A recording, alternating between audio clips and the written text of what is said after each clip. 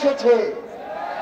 তারা আবার সাহস পেয়েছে আপনাদের ওই ভূমি অফিস থেকে শুরু করে সদর হাসপাতাল থেকে শুরু করে পুলিশের স্টেশন, সেখান থেকে শুরু করে সরকারি অফিস, প্রত্যেকটা জায়গায় কিছু কিছু এমন মানুষ রয়েছে যারা এখনো জনগণের সেবক না হয়ে শোষক হয়ে উঠেছে।